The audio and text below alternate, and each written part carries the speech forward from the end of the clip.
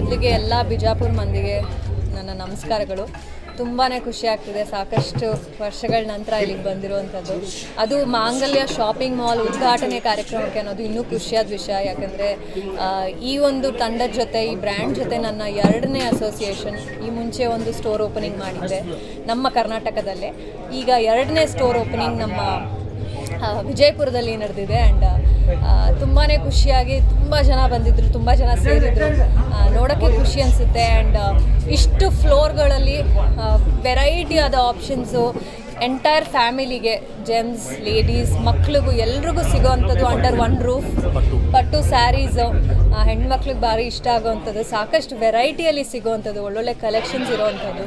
So ಎಲ್ರಿಗೂ ಖಂಡಿತವಾಗ್ಲೂ ಇಷ್ಟ ಆಗುತ್ತೆ. ಎಲ್ಲರೂ ಬಂದು ಒಂದ್ಸಲಿ ಕಲೆಕ್ಷನ್ಸ್ನ ಚೆಕ್ ಮಾಡಿ, ತುಂಬ ಒಳ್ಳೊಳ್ಳೆ ಕಲೆಕ್ಷನ್ಸ್ ಇರೋವಂಥದ್ದು. ಆ್ಯಂಡ್ ಇದು 25ನೇ ಸ್ಟೋರ್ ಈ ಒಂದು ಬ್ರ್ಯಾಂಡ್ ಕಡೆಯಿಂದ ಬರ್ತಿರೋದು.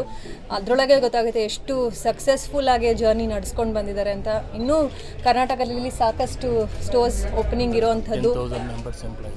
10,000 ಮೆಂಬರ್ಸ್ ಎಂಪ್ಲಾಯೀಸ್ ನಮ್ಮ ಕರ್ನಾಟಕದಲ್ಲೂ ಕೂಡ, ನಮ್ಮ ಕನ್ನಡಿಗರ ಇರೋವಂಥ ಊರಲ್ಲಿ ಅವ್ರುಗಳಿಗೆ ಎಂಪ್ಲಾಯ್ಮೆಂಟ್ ಕೊಡೋವಂಥ ಆಪರ್ಚುನಿಟಿ ಆಗಿರಲಿ, ಜನಗಳಿಗೆ ವೆರೈಟಿ ಕೊಡೋವಂಥ ಒಂದು ಅವಕಾಶ ಆಗಿರಲಿ. ಸೊ ತುಂಬ ಖುಷಿಯಾಗುತ್ತೆ. ಆಲ್ ದ ಬೆಸ್ಟ್ ಸರ್, ಒಳ್ಳೆಯದಾಗಲಿ.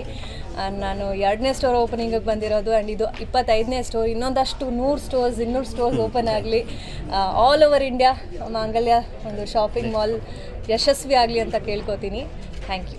ಬಿಜಾಪುರ್ಗೆ ಇನ್ನೊಂದ್ಸತಿ ಬಂದಮೇಲೆ ಪಬ್ಲಿಕ್ದು ರಿಯಾಕ್ಷನ್ ನೋಡಿ ನಿಮ್ದು ಹೇಗೆ ಎಕ್ಸ್ಪೀರಿಯನ್ಸ್? ತುಂಬ ವರ್ಷ ಆಗಿತ್ತು. ಎಸ್ಪೆಷಲಿ ನಂದು ರ್ಯಾಂಬೋ 2 ಶೂಟಿಂಗ್ ಟೈಮಲ್ಲಿ ಬಂದಿದ್ದು.